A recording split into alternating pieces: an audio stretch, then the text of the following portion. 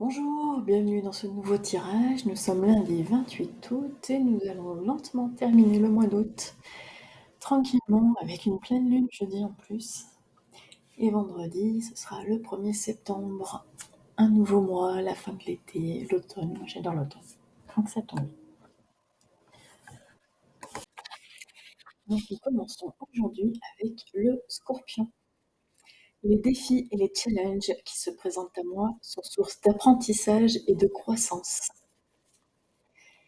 Donc nous avons là un animal qui est associé à la transformation, à la protection, à la capacité d'explorer les aspects profonds de soi. Et lorsque le scorpion apparaît dans un tirage, c'est que vous êtes à un moment de transformation intense dans votre vie. Le scorpion est un animal qui mue pour grandir, symbolisant ainsi la nécessité de se débarrasser des anciens schémas, des croyances, pour permettre une nouvelle croissance. Cette carte vous encourage à embrasser le changement qui se présente, même s'il peut sembler intense. Le Scorpion est également lié à la protection et à la défense de soi. Cette carte peut vous rappeler d'être vigilant et de défendre vos limites personnelles. Elle peut également symboliser la nécessité de protéger vos émotions et vos énergies. Dans certaines traditions, le Scorpion est considéré comme un guide dans les mondes souterrains, symbolisant la capacité d'explorer les aspects profonds de soi-même et de l'univers. Cette carte vous invite à plonger dans les mystères de votre propre être, à vous connecter à votre intuition et à explorer vos ombres intérieures. Le Scorpion est également associé à la passion et à l'intensité.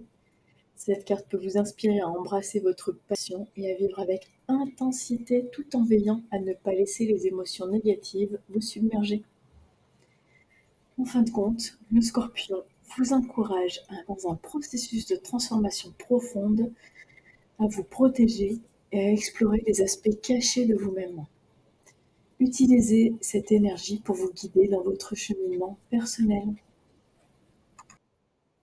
Alors nous avons ensuite répétition des schémas. Ce qui est intéressant puisque c'était une des idées associées au Scorpion. Voilà, donc réfléchir sur quels sont les schémas qui se répètent, pourquoi ça se répète. Regardez en vous ce que ça vous fait et posez la question, quelle est la leçon que je n'ai pas apprise encore?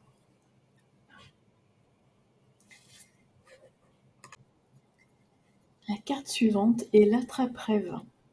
Choix, acuité, esprit. Donc l'attrape-rêve est un objet traditionnel utilisé par certaines tribus amérindiennes pour filtrer les rêves et les visions.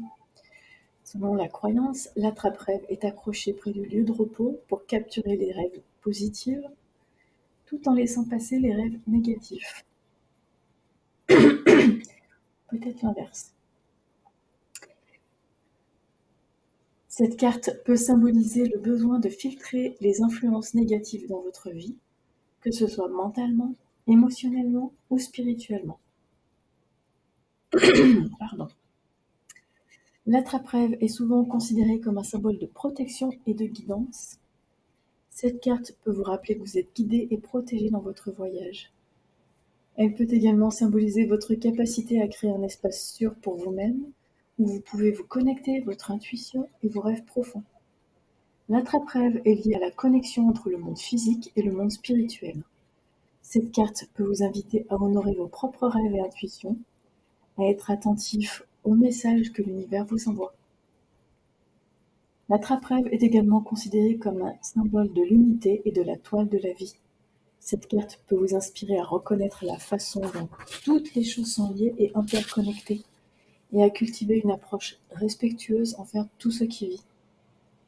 En somme, la carte de l'attrape-rêve vous encourage à filtrer les influences négatives, à honorer vos rêves et votre intuition, mais à créer un espace spirituel sûr pour vous-même. Et nous terminons avec la carte de l'ours, ce qui a fait très plaisir à ma fille que cette carte soit sortie aujourd'hui. Défendez ce que vous aimez et protégez les choses pour lesquelles vous travaillez dur. Un animal puissant, souvent associé à la force intérieure, à la solitude et à la sagesse. Lorsque la carte de l'ours apparaît, elle vous indique que vous êtes encouragé à puiser dans votre force intérieure pour faire face aux défis qui se présentent. L'ours est un symbole de force et de courage, et cette carte peut vous inspirer à aborder les situations avec assurance et détermination. L'ours est également lié à la sagesse et à l'introspection. Dans certaines cultures, l'hibernation de l'ours est vue comme un temps de retraite et de réflexion profonde. Cette carte peut vous encourager à prendre du temps pour vous connecter avec votre sagesse intérieure, à méditer et à rechercher des réponses au sein de vous-même. En lien avec cette introspection, l'ours est souvent associé à la solitude.